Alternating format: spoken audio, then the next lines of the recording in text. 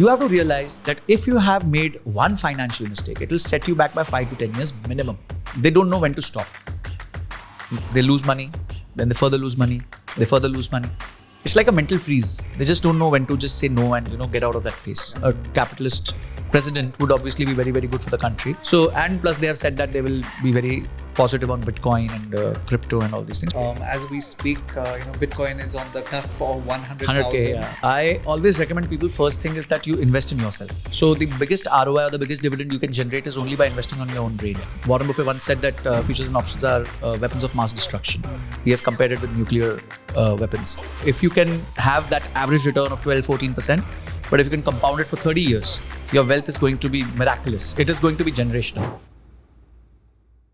Ladies and gentlemen, welcome to yet another podcast and yet another episode of Let's Chat with GB. This one is going to be special because many of you know the stock market is my true love. Perhaps not only my true love, but also the true love of many in India and around the world. And today I have someone with me who is like the authority in this space. We're talking about Sanjay Kathuria, a CFA, a passive income expert, a coach to small businesses, someone who has done close to 80 or 90 podcasts in the last 6 months and has garnered, 100 million views or more. All right. So we're talking about the authority, and it is an absolute honor and a pleasure. Sanjay, welcome to Let's Chat with GB, and it's great to have you in the house. Thank you, GB. Thank you so much for calling me. And it's such a vibrant place, nice place. Thank you so much for inviting me. And I think in terms of shoot, it must be close to the 100th episode for me. But on an out, around about 83, 84 is something, podcast which I've been able to do. And we're talking about the last 6 months. Yes, from April, May to today. And I think it's such an important thing because the degree of, let's just say, people not knowing, what, financial, security, creating passive income, the stock market. I mean, there's a mystery around it, for so many. And there's so much misguidance. There is so much, lack of information that I think what you're going out there and doing is truly a service to, I'm just trying my best. Everyone here. So, yeah. So tell me, and if we talk about people want to demystify, the markets, investing, where does one start? Like, where does one, really begin? Is it, do they start with, like a mutual fund? Do they start with a SIP? Do they get into, dabbling in a bit of stocks? What is your advice when someone comes and says, I know nothing about the stock market? So I think stock market is a very, very, mysterious place. A lot of people have a lot of hope from stock market. Agreed. And I think that's the worst starting point. Mm-hmm. The moment you have a lot of hope from the stock market, this market is not going to service you. Yeah. If you have reasonable expectations from the market, this market is going to give you those expectations served for a very, very long period of time. Yeah. So I always say that it is better to have average returns, but for above average period of time. I love that. So if you can have that average return of 12-14%, but if you can compound it for 30 years, your wealth is going to be miraculous. It is going to be generational. Agreed. So the power of compounding is something people something which actually people don't realize. And if you look at the compound interest formula, it's A is equal to P into 1 plus R raised to N. Right. So factor of three things: how much you put in, what is the returns, and what is the duration. Right. Everything else is multiplication. Duration is exponential. Yeah. So the moment you invest more time into the market, that very moment you have decided that you are going to create a lot of wealth. Okay. For somebody who's a beginner, see, I believe that everybody spends 22 years in education before they do something meaningful. Right. They will do, let's say, bachelor's in commerce, then they'll do MBA, so on and so forth. They'll do engineering, and then they take up a job which is a very small job, maybe starts with 25,000-30,000 salary. Then they make a career. Yeah. But stock market is a place where people don't want to learn and earn. So I think that's the worst part about people's expectation from the stock market, that at every other place you want to learn and then earn. Here, everybody wants to earn and then they learn. Yeah. So then they pay a very high fees to the market, because markets are very, very ruthless when it comes to taking fees. Agreed. They are great in long-term wealth creation, but they are ruthless in short terms. Yeah. So people have started burning their hands with futures and options and directly investing into stocks, especially penny stocks. Correct. I look at it like a khichdi. We are having khichdi. Correct. So whenever you're having khichdi, you cannot have khichdi right from the center.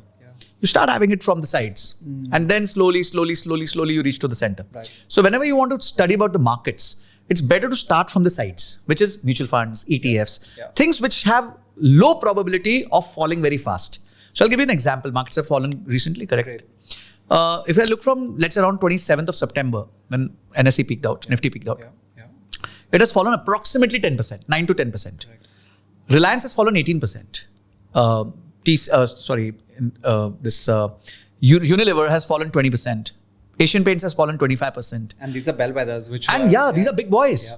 So now Nifty has fallen 9%. These guys have fallen 2 times of that. And PSUs have gone down even further. Yeah, so they've just crashed. Correct. So now my point is that if I would have been invested in Nifty, at least if I'm a newbie, it wouldn't have hurt me very bad. Agreed. And I know that Nifty, for whatever it's worth, will not go down by 50%. So true. But Mamaearth, in some trading sessions have gone down by 16%, 60%. Correct. So that means in a single stock exposure, and if you're not read it well, and even after you've read it well, you can make mistakes. Mm-hmm. But on a Nifty or an exchange or an index, less chance that you will make a mistake. So start from there. That should be your starting point. That should be like the outer of the khichdi. Then slowly get in, blue chips, ultra blue chips. Yeah. Then mid caps, then small caps. So this is how you start learning. Spend more time in the market. Take risk with the capital which you can afford to lose. I always tell people that if you have 100 rupees to invest, 90 rupees should be invested in standard stuff, which is mutual funds, ETFs. Right. The remaining 10 rupees you can put in anything you want. So true. FNO, crypto, penny stocks, or anything else which you feel is very high risk. So that's never going to hurt you in terms of even Absolutely. If that goes, it goes. It was just play money. So with that play money, go and do what you want to do. Absolutely. And you have secured your 90. Right. And you, of course, Bombay boy. Your dad has been in the stock market since the 80s. So you've seen every cycle, right? Yes. You have seen Harshad Mehta. You have seen the dot-com bust. You have seen 2007, 17, COVID. Too many people in the stock market have only been introduced to the stock market during the pandemic. Yeah. I mean, ghar pe baithe the, they were sitting at home and they're like, there's something called the stock market. They have never seen a down cycle. Yes. So in fact, what is happening now for them is like the end of the world. Yeah. Right. But I mean, for us, it's an opportunity. Right. Exactly. Yeah. But for us who have seen, so many cycles of like 50, 60, 70%, in certain areas, you realize that this is nothing. This is something that was due. And sometimes they would always say that, an index or the market, should correct, come down, gain momentum like a spring, and then it'll be ready to bounce back and it will go higher. Absolutely. But a lot of people aren't seeing that right now. See, markets are sinusoidal curve, upward trending. Yeah. So they will always have this. Yeah. So they will be always sinusoidal waves in terms of going up, going down, going up, going down. But they will always be in a direction if the country is progressing well. Right. So what we are betting is on India. We are betting on businesses of India. We are betting on consumption of India, which I think we can't be wrong on gross level. We can be wrong in a let's say a year prediction, 6-month prediction. Yeah. But I think we cannot be wrong in 20-year prediction. Now, if you look at Nifty returns and if you look at some very good index returns, they have given more than 20% compounded for last 18, 20 years. Right. I was recently studying Nifty 500 Momentum 50 as an index, as a factor index. And it has given returns of 20% plus over 18, 19 years, which is very significant. Very, very significant. Yeah. So I think if you look at a long-term basis, you can just multiply your wealth without doing anything. See, there is something known as ROI, but there's something known as ROTI, which is return on time invested. Right. So if you look at stock markets and if you say that मैं तो index में invest करूँगा, I'll just put money in index. Different types of index. Right. One could be very low risk, one could be a high risk, one could be medium risk. Of course. And I forget it. Basically, your return on time invested is amazing. Because the kind of efforts you have put in to generate that returns is zero. Yeah. You just set it up, maybe reviewed once a year or once in 6 months. Right. That's it. After that, you're doing nothing. Right. Yeah, and I love the fact that you spoke about compounding, and it's I think it was Warren Buffett who once said that compounding is the 8th wonder of the world. Yet, don't you find that in today's time you have people who have such little patience? Like when you tell them that you have to go down the path of, like you said, an index fund, get your feet wet with a mutual fund, just get a feel of the market, then maybe make a small token investment. But they want to jump straight into the worst instrument, which was supposed to be a hedge instrument, and that's like a derivative, and they want to start doing option trading and buying options and all of that, and that's a disaster, right? I mean, I have seen so many people who have lost everything just by virtue of getting sucked into option trading. Absolutely. Thoughts on that? See, I think what has happened is you rightly said that after 2020. You had a lot of influencers who came out and said we are trading and we are making money and blah blah blah. Let me give you this in perspective of numbers that before COVID we had 3 crore demat accounts. Yep. Today we have 17 crore. Yep. So these 3 crore demat accounts have come over 100 years of BSE's existence. And from 3 to 17 is last 5 years. So if you look at the kind of compounding has happened here also, is significant. And everybody thought that this is one machine, where I'll do something, I'll click some buttons and I'll start making money. And it's so difficult to go to a job, 200 hours, 250 hours, travel, stress, and I end up making 25, 30,000 there. Here I am, I can make 5,000 a day. Amazing, So, and they soon realized that it is not the truth. It is so difficult to make. I always say that stock market is the most difficult place to make easy money. So you can't make easy money. It's very, very difficult to make easy money in this market. And what has happened is that the youth, because of their FOMO, greed, and no education about stock markets, has ended up in a very bad spiral. I have many stories. People write to me on Instagram and they tell me about what horrific incidents there are. And it's actually, spine chilling to even read those things. I don't know how I can imagine somebody living that. So people with debt and somebody at 10% per month debt, friends have given debt, family has given debt, they've sold their assets. My God, it is unbelievable. So I think FNO is something which is not for normal people. Warren Buffett once said that futures and options are weapons of mass destruction. He has compared it with nuclear weapons. And so you stay away from it. And as I said that, I always tell people that, let's say if you are having 90 meals a month, you have 80 at home and 10 you can go outside. Else your body will not, you'll be unhealthy. So that means even in investments, you keep the same ratio. That normal 90% you have ghar ka khana in terms of mutual funds, ETFs. And the remaining 10%, you can do anything. The moment you follow these rules, you'll be happy, you'll be content, you'll be satisfied.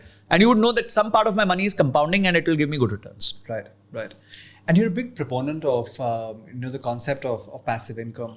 So you actually see a lot of your clients and people that you consult with, are you actually seeing that, they're able to create enough passive income, so that they don't have to, stress so much about, their work or their profession or the factories that they run? Are you actually seeing, some of that happening as well? See, I'll tell you an example. I was consulting a lady. She's in a job, senior, very senior, I think 55 or something. And she has zero savings, but she has two apartments. One is where she's staying and one is on rent. That's a 2 crore rupee apartment. And after 3 years, she wants to retire. Now we did a planning for her and you would be amazed to know that this 2 crores, the way we have invested it, the way we have structured it, will take care of her for her entire life. Awesome. Which includes 7% inflation adjust after every year. Fantastic. So that means if you have the right capital and the right understanding of using that capital, that capital can not only take care of you, it can take care of your generations to come. If put in, but if you start abusing it and start, putting it here and there and you're not cautious about things, obviously you'll lose out on that. So I believe that everybody can develop passive income. It's a matter of a conscious effort. It's a matter of reaching to that goal. Obviously, if you're starting out on a job, you can't because your human capital is at the top, but your financial capital is at the bottom.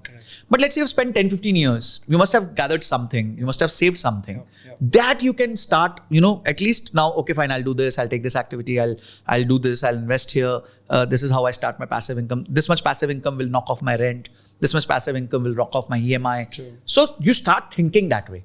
And that bit of thinking starts giving you that edge over others on how to efficiently use your capital.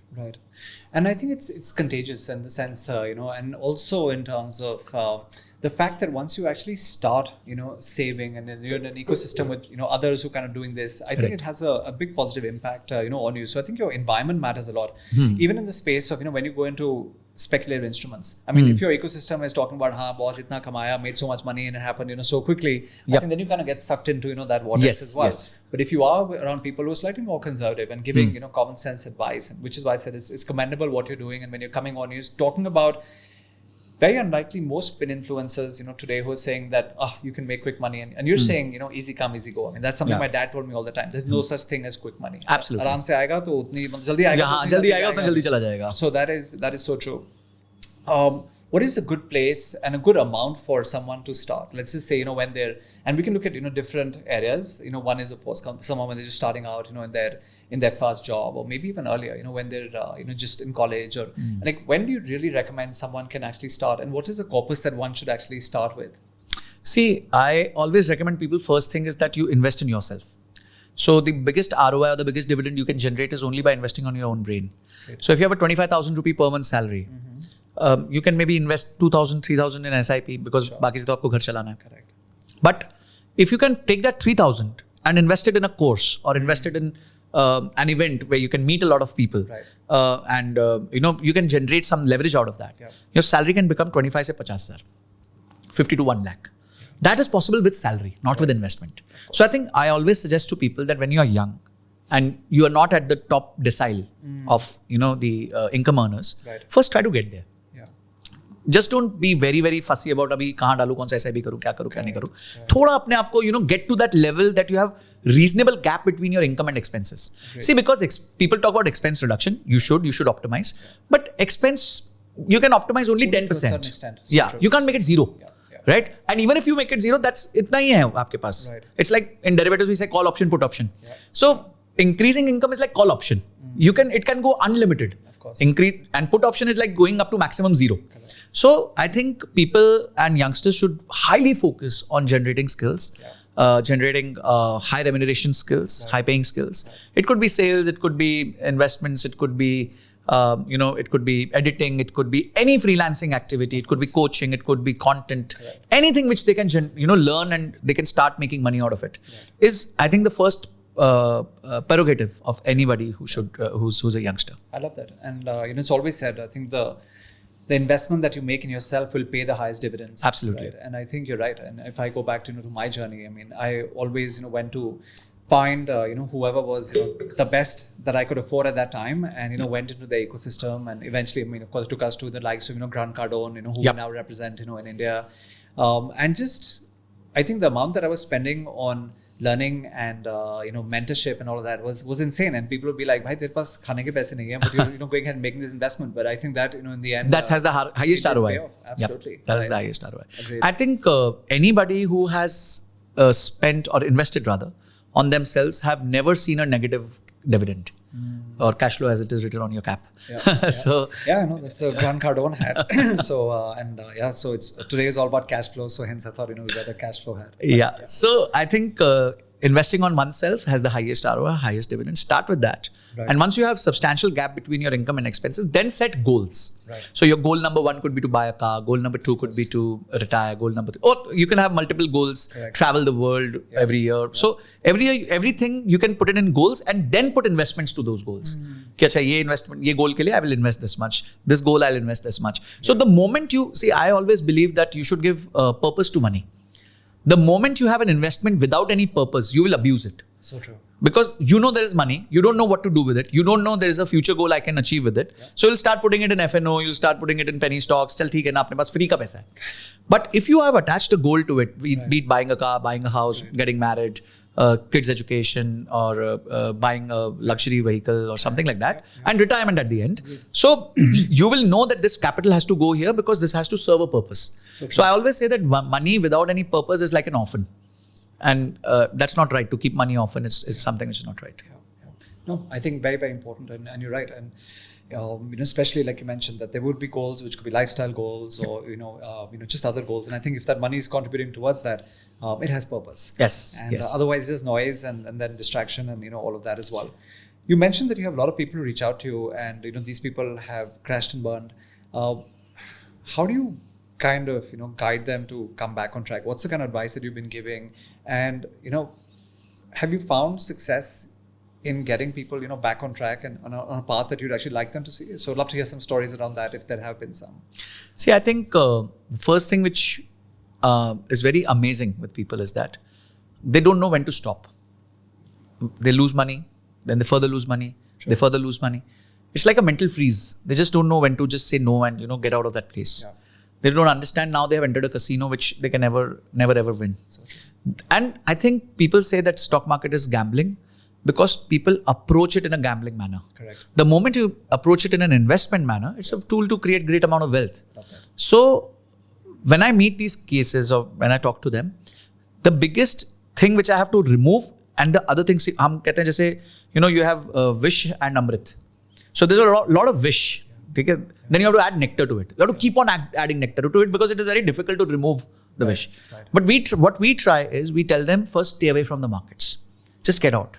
No Cold more turkey, trading. like get out. Get out. No Exit revenge trading. exit every account Yes. and all Just that. forget it. Close the door. Yeah. Close the accounts. Shut the phone. Move to something new. Get out of that place for the moment. Yeah. Second, start working on your active income. Just start working on your active income continuously and increase it, because today it will not give you the best dividends immediately. But after 3 years, the kind of increase in your active income, that will be permanent. And slowly you can start reducing the debt which you have accumulated because of losses. Right. And after 3 to 5 years or 6 years, now you will be in a situation where you have no debt, you have accumulated enough, you have risen to a level where you're making sustainable income. Then you can start again your investment journey. Yeah.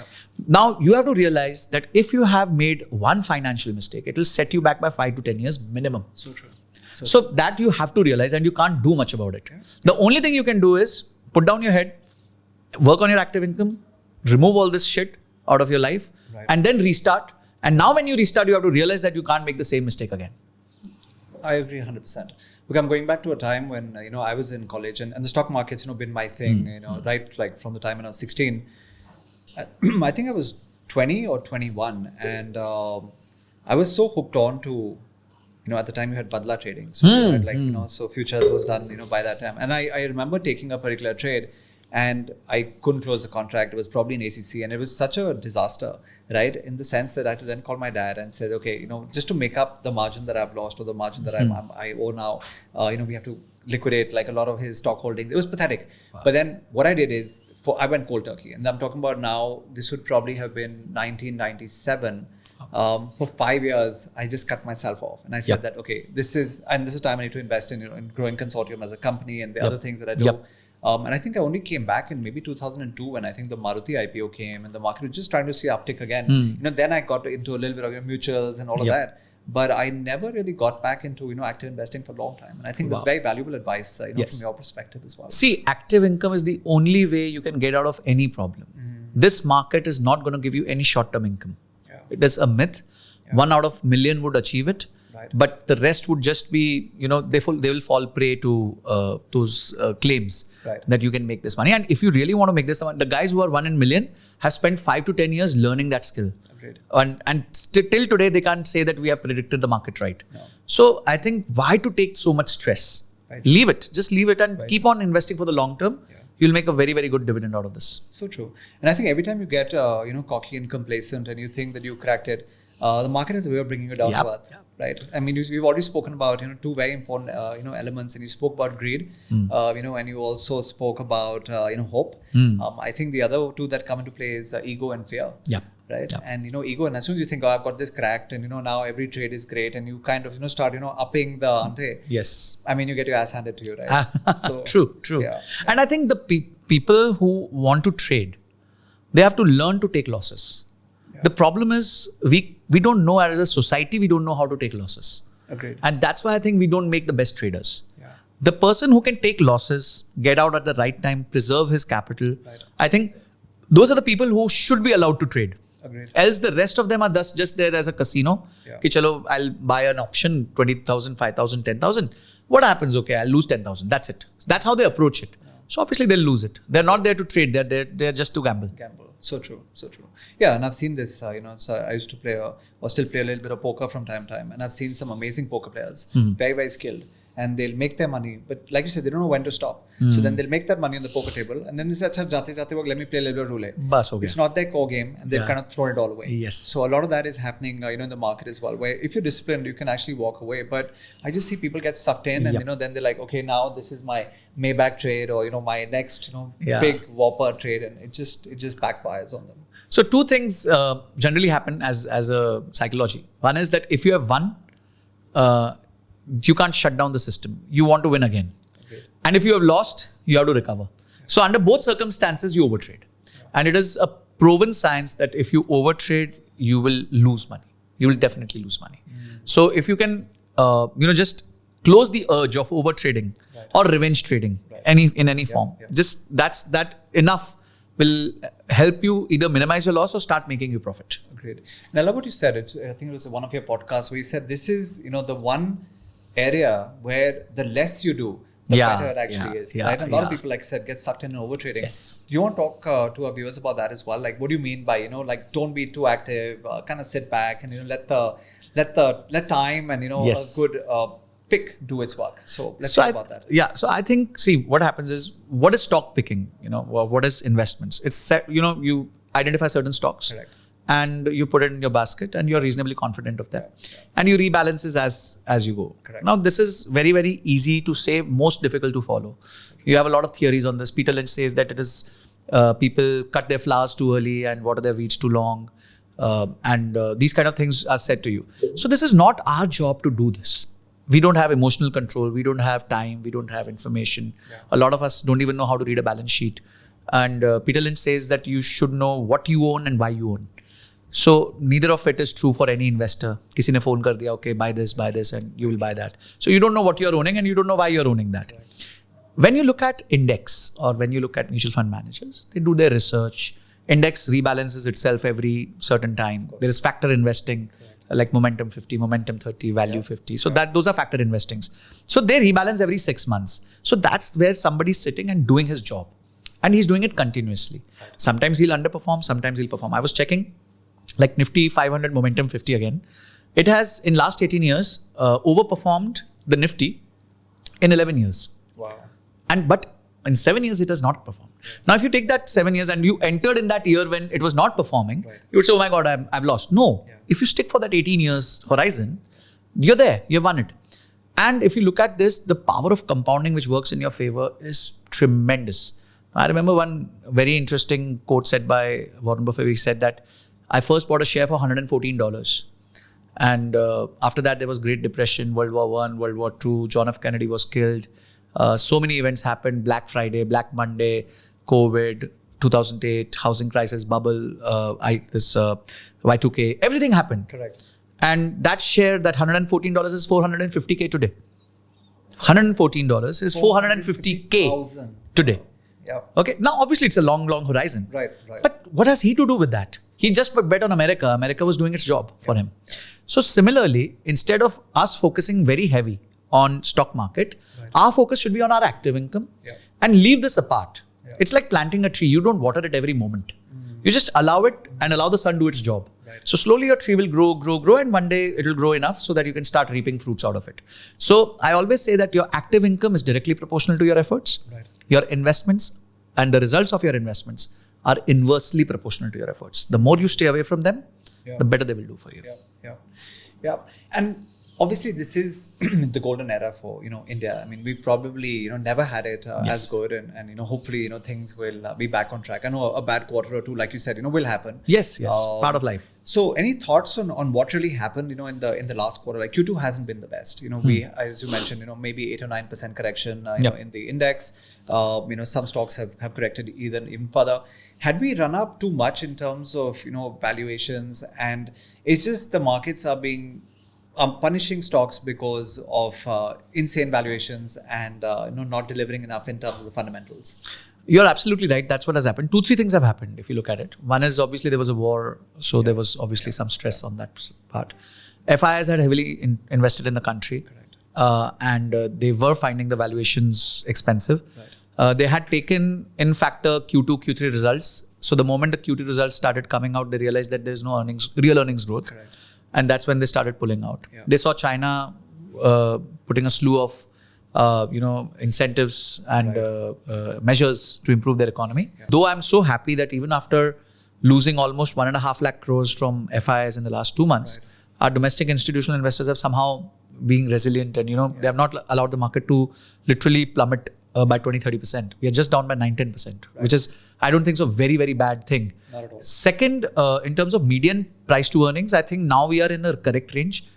I think, this is my personal belief, no recommendation, but I think maximum pain which Nifty can take further is 4 to 5%. Not more than that. So there's a good time to enter. You can start entering. Don't put everything today. You can maybe just enter slowly and keep some money for the dip if it happens. And last, I would like to say valuations, you're absolutely right. If you look at DMart, for example, even after such a significant fall, it is at a price to earnings of 90. Now, if your earnings growth is not in the range of 50, 60, 70%, a 90 price to earnings is not maybe justified. So I think in some stocks there'll still be pain where the price to earnings have just ran far ahead of the right numbers. Right. I think a fair price to earnings for a company which is growing by 20% should not be above 35, 40 is my understanding. A peg of 1 or 1.5 to 2 is okay. So this is my reading of the markets. No, I think you're spot on. I think you mentioned all the key things that have happened, and truly there have been some really insane events, right? I mean, like just yesterday we seeing Russia is firing ICBMs into Ukraine. That can become ugly. Yes. And I also think that when earnings haven't been right, the punishment that stocks have been getting is brutal. Yep. Asian Paints happened in the past. Yes. Bajaj Auto happened in the past.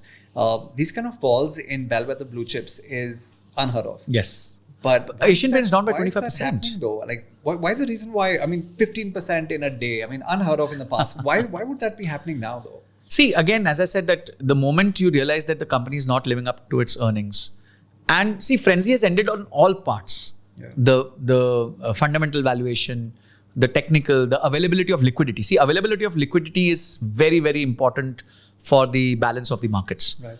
And suddenly, such significant liquidity is sucked out of the market. And see, if you look at FIIs, what do they own? They own the blue chip. Okay. So what are they selling? Yeah. The blue chip. The moment they sell the blue chip has to fall down. So because they are selling the blue chip, you are seeing significant correction in the blue chip. Obviously, mid caps and all are high beta, so they will fall more. Right. But if you look at blue chips, they are owning so much blue chip, they will first sell Asian Paints, Reliance, HDFC Bank, this, that, all these top 50 companies they will sell, and then they will take their money out of that, because that is where the liquidity is. Yeah. Chota stocks, there is no major liquidity for them to keep on selling. So almost 36 sessions now of continuous selling by FIs. Yes. What is it going to take for them to finally start buying again? I think 2-3 things. One is valuation has to be correct. Yeah. And this quarter has to go right. I believe that this quarter is a sideways to a negative movement for the stock market. Right. Don't expect much. I think so. Yeah. Only if there's some very white swan, big white swan event, something may happen. Yeah. But apart from that, I don't see anything which is going to significantly impact the markets. There may be some bounce back rallies and some drop down rallies. Wo sab chalega. Yeah. But apart from that, there is nothing which can move the market very significantly. Yeah. I'm just seeing that if market corrects by another 4-5%, that should become like the true entry point for anybody to say, okay, fine, let's get in with a little more capital today. Again, totally with you there. I mean, for me also, I think a trigger for re-entry is maybe 22K on the Nifty. Yep. I actually got out of the market. I think it was, a little premature. It was probably around the 5th of August, and everyone was laughing at me, and they're like, what's up? And I'm like, I'm significantly out. And of course, a lot of money moved into, liquid funds, hybrid funds, arbitrage funds. But in hindsight, now, of course, it has been the right decision. True. But I think 22K would be an interesting entry point to start deploying some of those funds back for sure. Absolutely. Yeah.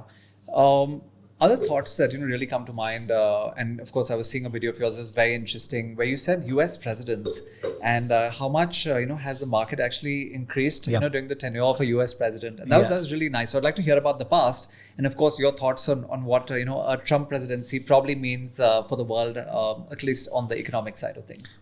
See, though we are all very happy that our Prime Minister shares a very cordial relation with him, but we have to understand he's a hardcore American. And he believes in protecting his country first. And in last tenure, he has been very unapologetic about it. So true. Though I don't think so that's wrong, because obviously it's first you have to take care of your own house. Right. You can't let your own house burn and give food to others. Yeah. So I think what he's doing is not completely wrong, but the impact of that will be felt across the globe. Right. Second, he's such a capitalist that he will definitely have all the funds by his side, in the sense all the FIIs would love to be on his side, because they know how he behaves and how he is and how he's an opportunistic person, how he can create opportunities for funds to multiply their capital. Yeah. So I think India has to look out in terms of foreign investments. Right. But if you look at economic activity inside India, I don't think so there's going to be a very big difference. Slowly we need to just revamp our earnings, and that's about it. And domestic capital is huge. When I see today SME IPOs, I'm seeing 400 times oversubscription, 500 times oversubscription. I'm seeing every main board IPO subscribing at least 3 to 4 times. So I don't know whether listing gains are there, not there. Those are other things. But at the end of the day, that means there's a huge capital which is ready to chase good stocks or companies and which is waiting on the sidelines to enter the market. So I think as our domestic institutions have strengthened, our dependency on international, investors have gone down significantly. Apart from that, if you look at the cycle, if you ever look at this cycle, that what FIIs have done is they first bought stocks which were deeply undervalued. They went to the promoters, they took their shares, or they gave them fresh issuance or whatever it was. Those companies rallied 5-10x in the last 5 years post COVID, and today they are taking out that money. Now, tomorrow when they have to enter into the country, they will find such more entrepreneurs who are undervalued today and will be overvalued tomorrow. So, being an entrepreneur in our country today, and if you're a good entrepreneur, you have a sustainable business, you can generate profits. I think it's the best time for you to list your company, because this capital, FII capital, will rotate and come back to you. Because now they want to multiply 5 times again. So that's where I think the next big growth opportunity for India lies, is that we can have many, many more IPOs. I think we can have, if we are having 200 IPOs in a year, we should do 400 IPOs in a year. Easily we can consume them, both with FIIs and DIIs. So this is the next big opportunity, I feel. Agreed. No, I think again, 100% agreement over there. On the SME IPO side, does it sometimes bother you in terms of, just how easy it had become? And B, maybe a bit of misuse that was happening in that space as well. Any thoughts on that? And of course, now they're already talking about SEBI coming in and changing things. Yes. What do you see happening in the SME IPO space? So interesting to see. We have the Simpsons in the US. We had the Jaspal Bhatti show in India. The PP water balls. I think it was, I remember watching it such long back, and I could sense it only 10-15 years back, because there was, I think in 2014 or 15, there was another bull run where you had a lot of IPOs coming out. So this story had become very popular then also. And today when I see, it was literal PP water balls. So this time was real PP water balls. And it had become too easy to get capital. iBankers were having a good time. And again, I think this happens whenever you have rules which are set out easy initially. People will capitalize on them. People will misuse them. And that's how the rules will be changed. That's how the rules will become tight. And SEBI has started acting on them. A lot of issues have gone bad, left a lot of sour taste in the mouth of the investors. And earlier, the valuations used to be so reasonable on SME IPOs. They used to be 8 times earnings, 10 times earnings. Now they had reached 18 times earnings. And when they list after that, they used to reach 100 times earnings. Now there's no point doing 100 times earnings for a SME company. I think it could be in the range of 8 to 15 would be a beautiful range of trading range, and let the SMEs make more profit. See, SMEs require capital. They can't pay heavy interest, because they don't have the strength to pay heavy interest. So they do require capital. We have to realize that, but not at the cost of the investors. Not at the cost of burning the investors.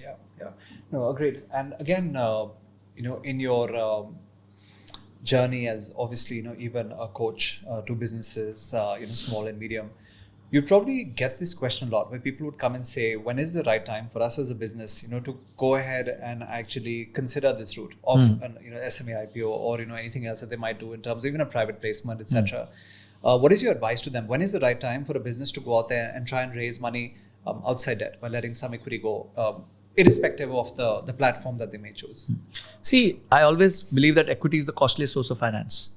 And any entrepreneur should protect his equity at any cost. You've seen great businesses being without on the stock market. But there are certain businesses which require. So if you look at Reliance, when they were setting up the refinery, they couldn't have got that kind of debt.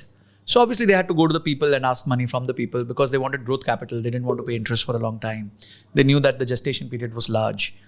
Now, a lot of businesses today are chasing equity capital because they feel it's cool. It's better to be listed.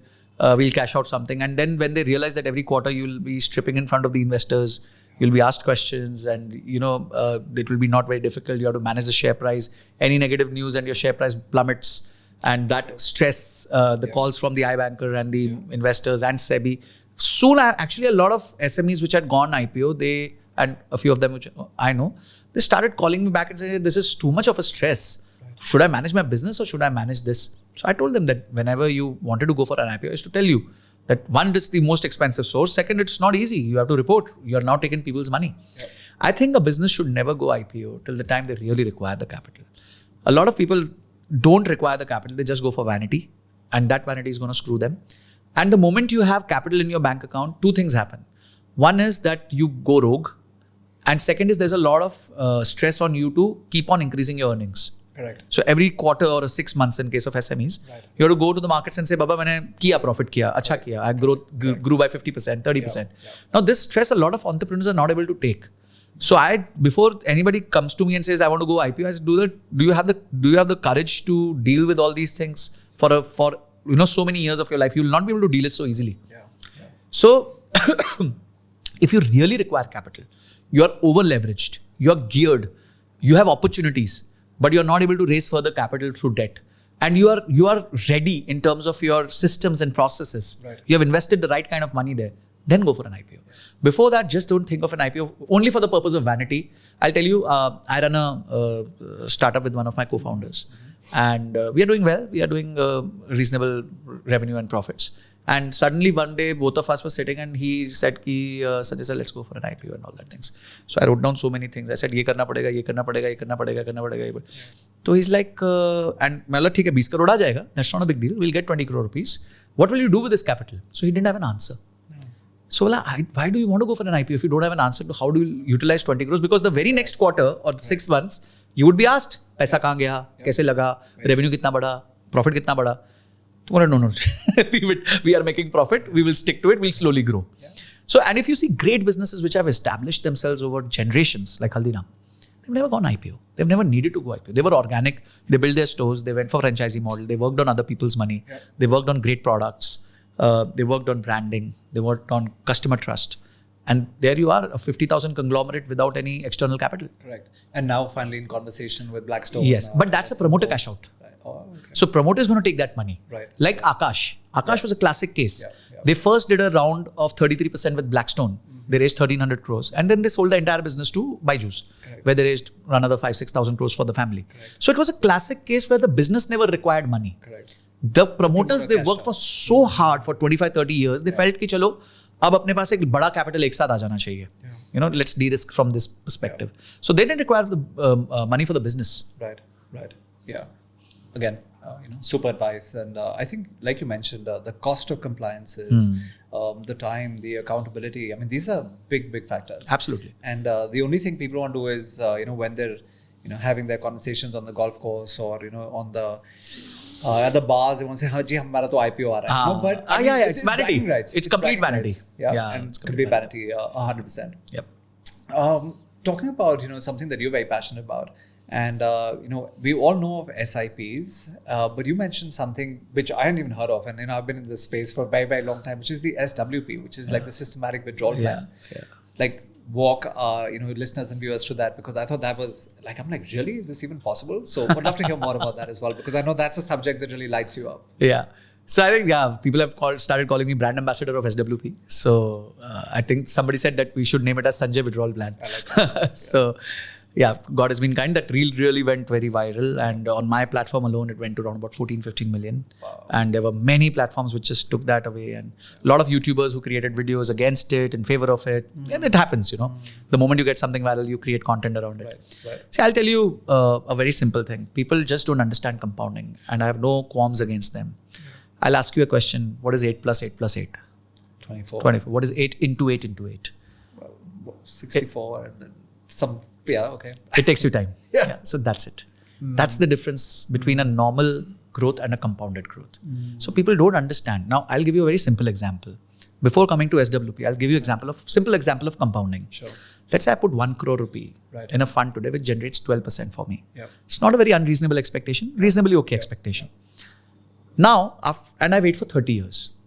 So 30 years, it is compounding at 12%. That means it is doubling every 6 years. Sure. So in 72, So in 30 years, it will double 5 times. So whenever I ask people, ki 5 times double hua to kitna hoga? So people say 10 times. I say no, it's 2 raised to 5. That's 32. Right. So this 1 crore after 30 years will become 32 crores without me doing anything. Right. Now that's the power of compounding. And reverse of it also works for you. Now how, I'll tell you an example. One of my uncles, he retired in 2014. He was a very disciplined guy. Created some wealth for himself, government servant, and he had his own house, bought it long back. Right. Kids were well settled. The guy was my friend. We studied together, and he put in his 1 crore rupees in a fund. I remember it was ICICI Prudential Value Discovery Fund, which is a good fund. Okay. Now, if you look at from 2014 to 2024, all the phases have been covered. Right. A flat market, a mildly up market, massive correction, and then a bull run. All 4 major phases have been covered. Agreed. Now this gentleman puts 1 crore rupees and he decides that I want to withdraw 50,000 rupees a month from this particular At estimate. that point? At that point. Okay. He just started. Because abhi income khatam ho gaya. Correct. तो अभी मेरे को pension चाहिए. Correct. So he started 50,000 and he said, I'll increase it by 7% every year because inflation is 7%. So 50,000, 53,500, so on. Yeah. Now let me tell you what has happened. This 1 crore, till today, in last 10 years, he has withdrawn 80 lakh rupees out of that already. Okay. Today, he's withdrawing 1 lakh rupees a month. That 50,000 is now 1 lakh. Correct. Give or take maybe. Yeah. 1 lakh 95,000, something like that. And his balance is 2.75 crores. Insane. So he started at 1, Yeah. withdrew 80, drawing 1 lakh today, and the balance is 2.75 odd crore rupees. Now, next 10 years, this 1 lakh will become 2 lakh. And in all probabilities, this 2.5 will become 4.5 crore rupees. Amazing. Now, just imagine, if you understand the power of compounding without contesting it, just by backtesting it, checking it, and you realize that once I have a reasonable corpus, I can draw it down for my life. Still the value of my money increases. What better than that you can have in life? And 50,000 a month, that means starting he did with 6% per annum. Right. If you have a 1 crore rupee house, your rental is 20,000 rupees a month. Yep. Instead of that, you are now having 1 crore rupee SWP fund, which you can draw down 50,000. Now just imagine अगर वो 50,000 की जगह 20,000 draw करते, this 2.67 crores or 2.75 crores would have been 5 crores. Agreed. So my point with SWP was that it can act as a pension for you, which is inflation adjusted. If you put in the right time in terms of SIP, build your wealth. When you're working, build your wealth. Keep on building your wealth. Hit a point and say, अच्छा, अब ये point आ गया, इसके 0.5 से start करेंगे. Right. So I have 6 crores in my bank, in my mutual fund account. I'll withdraw 0.5, which is, let's say, 3 lakh rupees. Increase it every year by 7%. Just imagine after 10 years, the 6 will become 12. Wow. Amazing. This is unbelievable mathematics, but people don't get it. I'm going to have a chat with my financial planner because like I said, I've had a relationship with him now for like 15 plus years and it's never even been mentioned, right? So how does one get into the SWP ecosystem? Is there someone that offers it or how does it really work? So see, let's say I'm investing in a fund today. I've invested for 20 years. Right. Now that, let's say I used to invest 20,000 a month. After 20 years, this fund has become 2 crores. Sure. Now I just have to reverse it. I have to put an instruction that SIP cancel. Thank you so much. I put it all my life. Now I'm free. I want to travel. Go there, put an instruction. I'm withdrawing 1 lakh a month. Simple. So like a salary, right. Every damn 28th of the month, right. It will credit to your bank account. You don't have to go for a job. You don't have to look at your boss's face. You don't have to stay overnight. And every year you're going to get an increment of 7%. Wow. Yeah. What a deal. Fantastic. Like I said, I mean, I'm amazed that more people aren't speaking about this. Yes. And truly, one of those secrets that can be a game changer for so many. Yeah. I mean, I'll probably have a chat with my dad and say that have you ever even considered something like this before? See, I'm telling you, I'm planning for people's life after retirement only by this tool. Yeah. And yes, we can make it more risk-free. We can do a lot of things like there's something known as sequence of returns, protecting a bit of capital, blah blah blah. There's a lot of things we do. Correct. But I'm just giving you a simplistic approach to it. This is possible. A few changes, it becomes more protected. Yeah. Just few more changes, it becomes more protected. Interesting. And I like the fact that you said you're helping a lot of people with this. How do people get into your ecosystem? Do you normally have, like a month-on-month, plan that you have, retainer? What are some of the offerings that you have, to the market as such? See, actually, I've never been very verbal about that because I don't like to sell. I just don't believe in selling. Mm-hmm. I believe in helping. Sure. All my podcasts, everybody tries to ask me, do I want to push something or something? Right. But I always say no. This is a platform which is completely education based. A lot of people write to me on LinkedIn, Instagram, YouTube, on my personal email. We don't have any office number. We don't allow them to reach us like this. We ask them to fill a form. Right. My team scans whether I can really help them or not. Right. I decide इनको मैं help कर सकता हूँ, इनको नहीं कर सकता हूँ. Then I get on a call with them, free call, 10-15 minutes, understand their requirement. And then we code that, okay, fine, this is what it takes from, and I do it personally. So for me, this endeavor was never to make a business out of it, not like create a Zerodha or something like that from it. It was just to help people achieve financial independence. It's just to have people know that managing finance is not very difficult, and it should take the least amount of time of your life. It should not become like the cornerstone of your life. Cornerstone of your life has to be your active business till the time you are doing it. Right. So if people can realize that with my help, I think I would have achieved my goal.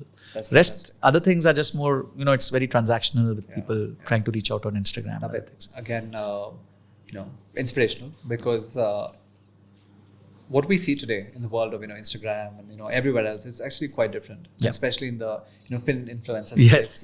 Yes. Everyone's just trying to sell a course, or sell their cohort or the ecosystem and say come in. So brilliant. I think truly, and Karun talks about this all the time. He says come in to serve, not sell. Absolutely. Right. He says come in with I've heard him a lot. Service from the heart, right?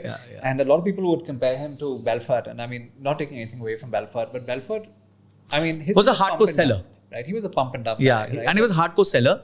Cardone is not, and there's another gentleman whom I really like, is Alex Hermosi. I think he's also very, very good when it comes to selling. So these are people whom I have also listened to. Like Cardone is somebody who I really aspired. The aggression he has, the kind of clarity he has when people with this kind of aggression. Have to have amazing clarity. Now, just imagine he's being inducted in the board with Donald Trump on certain space, and I think it is such a great thing that Donald Trump is getting such people who can change. Basically, capitalist people can only make the world a better place. So true. Agreed. And I also pick up on that thing that you mentioned a short while back, that there is a lot of value that is yet to be unlocked. Especially in certain sectors. Any sectors that come to your mind from the India perspective where you still see a lot of potential, value unlocking? Like if you were to give someone advice that, okay, this is a sector that I would say find good companies in, what sectors come to your mind as standout sectors? I'll say, people will come and say infrastructure, EV. I'll say one which is people are not understanding, which I think will be a game changer in the next 10 years. It's Ayurveda. Really? If somebody can work in Ayush, that's Ayurveda, Unani, and yoga and Shirodhara. So that's Ayush. That's a big initiative by the government. Right. And one of my friends is running an SME company. He got listed almost 2.5 years back at 200 crores market cap.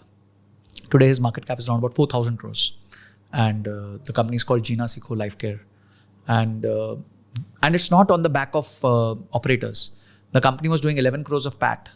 In 2 years, it has reached to 69 crores of PAT. Awesome. This year, they are projecting 100 crores. So what they have done is very path-breaking. Their PAT margins are 22%. Their ROC is through the roof, more than 45%.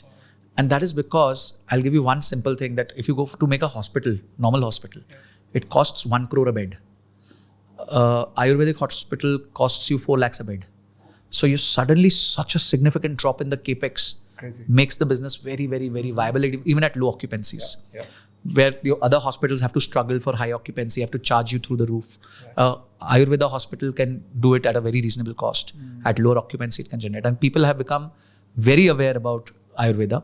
And the third thing which has happened good is that insurance companies have now added Ayush as a reimbursement. So earlier, you never got reimbursement for Ayurveda.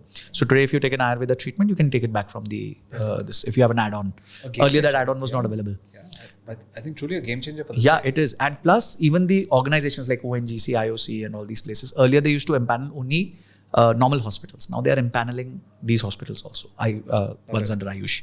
And so I think the game changer is Ayurveda over the next few years, because there'll be a lot of medical tourism. There'll be a lot of shift from, the ecosystem of hospitals to good diet and Ayurveda style of living. There's a lot of talk about it. There's a lot of influence around it. And the kind of revenue growth I've seen with Jina Sikho and profit growth I've seen, I think those changes have translated into numbers very, very evidently. And I think it's just the start. A lot of people should take initiative in this. If you're a young entrepreneur, and the best part is it's a high margin game. Ayurveda products are at 80-90% gross margins.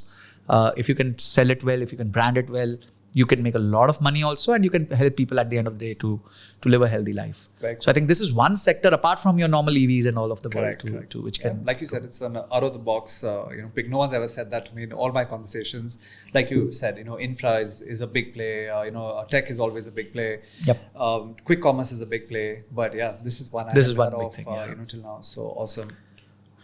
In fact, I have a friend who's in the space, and he sent me a very interesting question, to ask you as well. Oh. And he was like, when people talk about monthly SIPs, he said to take up, or let's say take into account, the fluctuations that are there and the crazy volatility that is there. He said, why does no one talk about daily SIPs? So is there something like that that exists as well, like a daily SIP? Yeah, there's a concept called daily SIP, but I don't believe in that too much. It's too overspreading.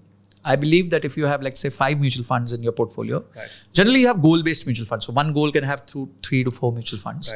Right. What you can do is one mutual fund can go on 7th of the month, one can go on 14th of the month, one can go on 21st of the month. So you capture most of the moves. See, we cannot over-optimize in life. It's quite impossible. And I had done a research that on different SIP dates, I think in a complete 20-25 year span, it doesn't make very, very significant difference, maybe a 0.5% difference. And that's very unpredictable that will it work on 15th or will it work on 7th or 14th? And it's too much of a hassle to think. What my message to everyone is, just cut the hassle. Make your life very simple. This compounding is going to work for you. Sunlight is free. Compounding is free. So sunlight works for the plant or the trees and compounding works for our investments. So that's it. You are betting on India. If your bet on India is correct, you'll make money. Yeah, which I think today is perhaps, and just I travel so much and just seeing, the mental mindset of the world and what we have in, so-called, developed or, countries that people aspire to go to. And I'm like, boss, jaake dekho kya ho raha hai? Yes. Right? Their mindset is broken. Their economy is broken. True. It's just, what we have here is a dream right now. Yeah. And I have a son who's now 17, and we gave him an option that, do you want to explore going abroad somewhere and studying? He's like, no, why do you want to send me abroad? He said, the magic is here. Yeah. So he's like, when I'm done and I'm done with class 12, he's like, I'd rather study here and work here, do something here, build something here. He said, wahan jaake dhakke khaoge, be a, second-rate citizen. Yes. And be, looked down upon and whatnot. So I think India is where the action is. Yeah. So I think if we don't do something grossly wrong, we are set up for the next 20 years. So true. Yeah, great time to be young. And if you're, of course, viewing this and listening to this, just know this, that truly, like Sanjay mentioned, focus on yourself, make the investment yourself. Don't go for the fast money, the quick money. Crypto, and we can probably have a little bit of conversation on crypto as well. So crazy run, 58-60%. Just since Trump's come in. As we speak, Bitcoin is on the cusp of 100,000. Right? And what is your thoughts on crypto? Again, I assume that you would say it's that 10% spare cash that you play around with. Yes. But what do you think of crypto as a vehicle that one can invest or speculate in?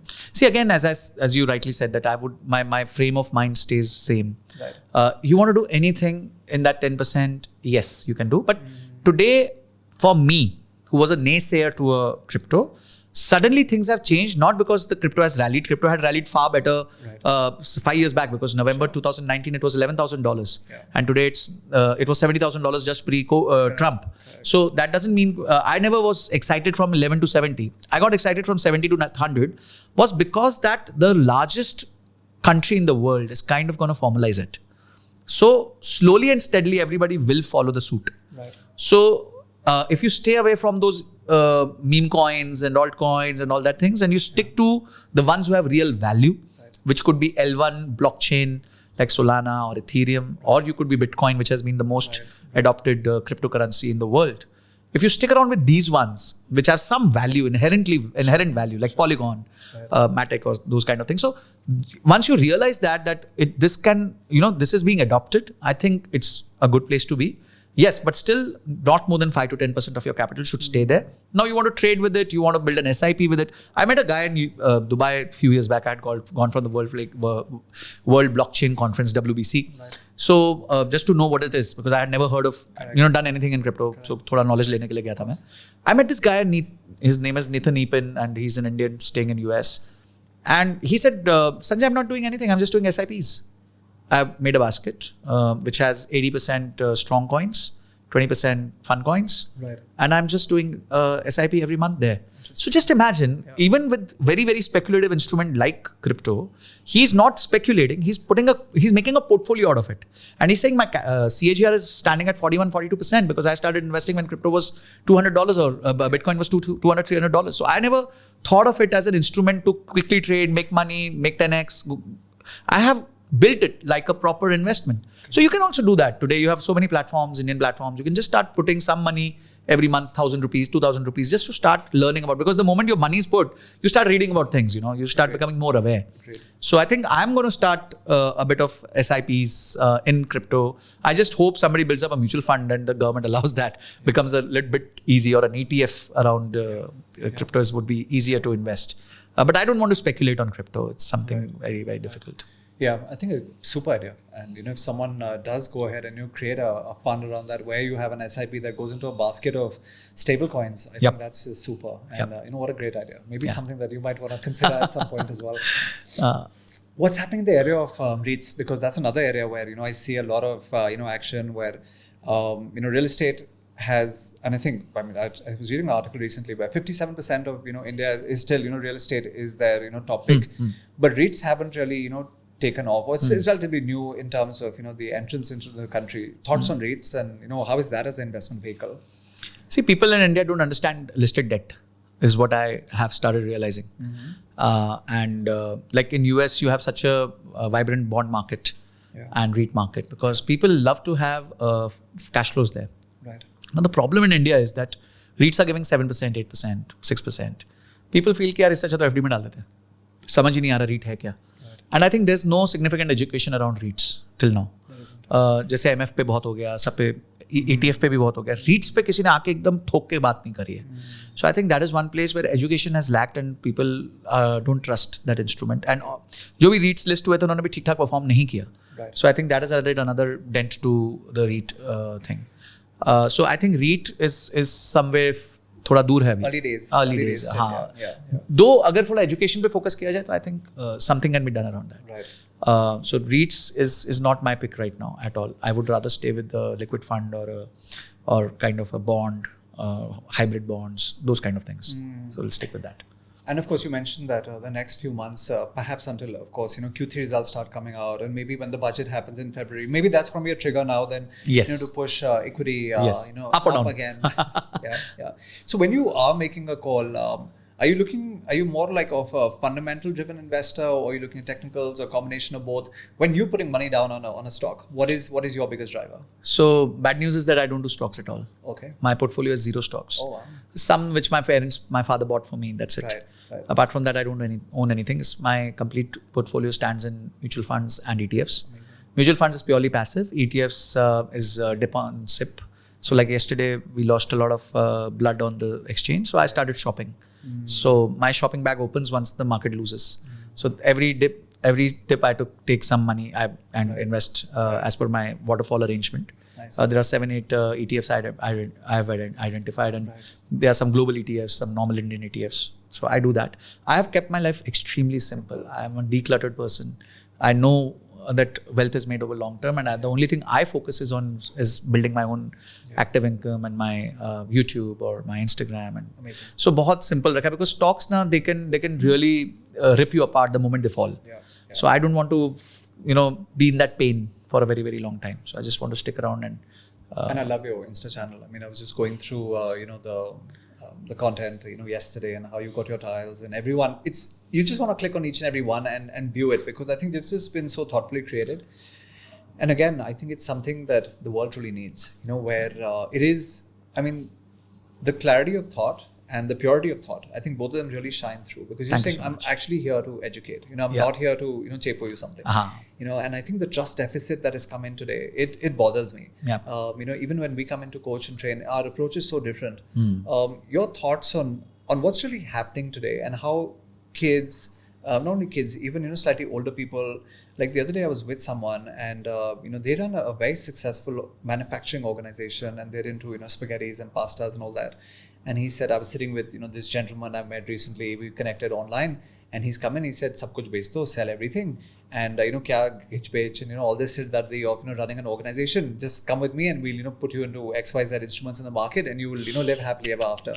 So that bothers me, right? And your thoughts, I'm sure you're hearing a lot of these kind of things as well, and people getting sucked in, at all different. And here we're talking about someone, who father who's 70 plus, and the son who's in his 40s, and the third gen, who's like probably the 19-year-old kid. They're also sitting together. They're like, great idea, beach though. I'm like, oh my God, like what are you doing, right? So does that bother you, and where do you see this going? And do you think regulation is something that is required at some point, by the government, or your thoughts? My God, I'm just not able to kind of fathom the kind of suggestion somebody gave to them on a legacy business. Yeah. And I think legacy businesses, what I think Indian businessmen also don't understand is that once they have created something, it's very difficult to recreate that or create something apart from that. Second is every once in a while, some Pied Piper would come to you and say that, I can take the rats out and throw them down. So it's on you to decide whether you want to follow that Pied Piper or not. And do remember that nobody in this world can make you extraordinary returns. It's just quite impossible. I have a friend, he's in Dubai, and there's a guy who was in crypto industry and very flamboyant, very well known. And he's, just created so much PR around himself. And then finally he said that, this is the coin which is coming out. Sell everything, sell Bitcoin, sell everything. This is the thing. And it was a pure pump and dump, and now he's in Monaco, so doing the next round of stuff. So I think buyer beware is the most important thing. If you go to a house and it's written that there's a dog inside and you don't take care and the dog bites you, it's not dog's problem, it's your problem. Yeah. So first thing is just beware of these kind of things. What you have built, be proud of that. If somebody's built such a large business, manufacturing unit, I think they should be proud of that. And even if they have to sell, they shouldn't be focused on selling and creating crypto income or XYZ income and depending upon someone. Right. If you have some better opportunity yourself, you have evaluated, or you feel that my kid doesn't want to take this forward, that's when you sell a business. Else you don't sell a business. You don't sell a business for some petty returns. Mukesh Ambani is not sitting and playing FNO, though he has so much capital and he's generating a return on capital employed of 10%. But he doesn't go to people who claim that they can generate 10% a day. So we need to understand, वो हिंदी में कहावत है, जंगल में सुंदर लड़की चुड़ैल होती है. So that means if you have an opportunity which is too good to be true, it is not true. So I think it is upon us to realize that nobody is going to come and save us. They are just there to take your money, and one day they will just disappear, and you will be left with nothing. So this is my understanding. Regulation इसमें आ ही नहीं सकती because individuals को आप कितना control करोगे? How can you control OTC? You can control exchange control stuff. Correct. You can control futures, options, stocks, but you can't control dabba trading. You can't control these kind of, inducement-based advertisements or inducement-based one-to-one talks. So that's not in the purview of any regulator. And that's when people need to put their brains in and let the greed go home. So that's it. No, I agree. And again, I think, ecosystem and, whose commentary you're listening to is so important, again. And if you've, again, got someone who's just telling you, okay, I made so much money today and everyone makes so much money, just join my ecosystem and your life is made. I think you have to take that with a big pinch of salt, not even a little bit of pinch of salt. But time has told us over and over again that, greed is going to eventually end up, hurting. And correction has to come. I mean, who knows? I mean, even if you're saying maybe another 3, 4, 5%, this could go deeper. This could go 10, 15. It could happen. I mean, geopolitically. We are not gods. We can't predict everything. In most probabilistic manner, we are predicting that this may happen. But we are not gods. Any black swan event and the market tumbles down another 5, 10%, you can't. COVID comes again or something of that scale magnitude happens. Correct. 23rd March 2020, you saw what happened. Market froze after 10 minutes. तो अगर ये होगा तो then you and I have predicted it will not happen, doesn't matter. So true. Does geopolitically do things bother you where we are right now and what's happening in the world, at least in the next 60 days until, does that bother you as well? See, I'm a very, very long-term investor, and if you see the history of the world, as I said that when Warren Buffett bought his first stock, after that there was depression, World War I, World War II, John F. Kennedy was killed. So many events have happened and so many events will happen. Nothing will stop.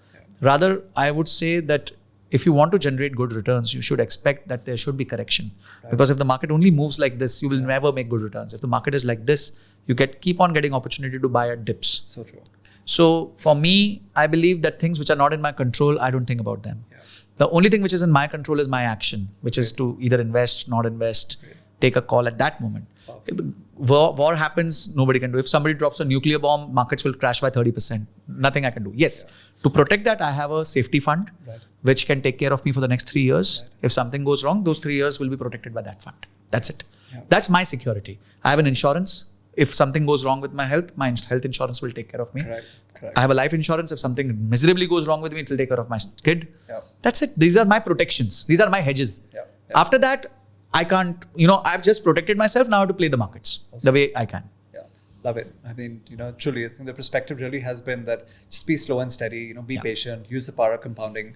Don't try and, overthink it. Focus on, what are your core activities. Yes. And we've been going past, for I think more than an hour. And I think, we could obviously go for a lot longer. But truly, I think my takeaways have just been the fact that don't overthink it, keep it simple. And I think you mentioned that, many times. And really has been an eye-opener even for me, because sometimes I'm someone who gets sucked into, let's just say that, that crazy trade or, irrespective of, I do think I'm disciplined. But if it's in the 10%, it's okay. Which is true. Yeah. Which is true. If it's in the 10%, it's okay. And I've been in some of these, ecosystems where, there's been a trainer and, he's maybe, a coach in the area of, derivatives or, even other speculative instruments. And there have been people over there who you can see their eyes have lit up and they're like, ab to main naukri chhod ke yehi karne wala. Oh God, that's classic disaster. For sure. You don't leave the sure for the unsure. I always say that, don't leave the sure for the unsure. If you have something sure, you have income, don't immediately skip. If you have built up something and that reaches to your active income, then leave this and take a plunge. Warren Buffett says, don't test the depth of water with both the feet. So just take the 1 feet, dip it, check the depth and then move forward. Very valuable lesson. I totally agree that, you have to have your other core sources of income. This can just be something that's, time pass on the side, play around with it. But, don't... See, just to tell you, I also do F&O. It's not that I don't do F&O, but that's the rule stays at 10%. Everything is in that 10%. Got it. वो zero होगा तो भी मुझे फर्क नहीं पड़ेगा. So that's how I play. I do startup investing, but that's in the 10%. Great. So even if it becomes zero, no problem at all. And rest is secure investments, which will be very, very sure of after 20, 30 years. Very valuable lesson. Very valuable lesson. So like I said, just so many takeaways. I mean, if I was to go back and watch this again and again, which I'm sure I will, and also our viewers and listeners will, truly been an eye opener. Thank you so much. Even our audiences that are there, globally, Sanjay travels a lot, and he's always in Dubai and other markets. So do look him up, do follow him on Instagram, because he's someone who, like I said, is walking the talk, and I think someone who really the world could do with more of. So thank you so very much. Thank you so much for being here. We also have a few gifts for you. That's the best time. To you as well. Yeah, I am also in the gifting business. So just a few things that have been created. So this is of course a game which I mentioned to you on the stock market. Yes. So my son and I, we created that game together. That is the stock market game. And I also know you travel a lot. So this is something that Shantanu Nikhil, the designers, have recently created. Oh wow! And that's a passport holder. Thank you so much. So kind of you. Nikhil. And there is also a very interesting pen that Shantanu Nikhil have curated. So that's something Thank for you. Wow. And just a small, like I said, thank you so much. Things from our side, and it has truly been a pleasure. Thank you. And I look forward to staying connected and just having you inspire more and more people, have you on more stages, and even when we go out and do our bigger events, I would love to have you come on and just educate business owners, working professionals, people who could just do with so much more of what you have to share. Absolutely. And thank you so much for this opportunity. I think it's the first time I am doing a podcast in English, though my preferred language generally has been Hindi, because I wanted to cater to the large masses. But it's very unique for me to do it in English. I hope I was reasonably okay with my language. And we could have got the message out. My only message, as you rightly summarized, is life on the finance side is extremely easy. Just stay out of it. Put your goals, set your investments, do your work. Awesome. That's it. Love it. Truly. Thank you. Well said and well done. And you crushed it in English. So I think you should actually go and take this forum and maybe who knows, next will be like this Joe Rogan podcast. Oh, Who knows, thank you right? so much. Thank you so much for your kind manifestation for me. Thank you. Awesome. Thank you so much. Thank you.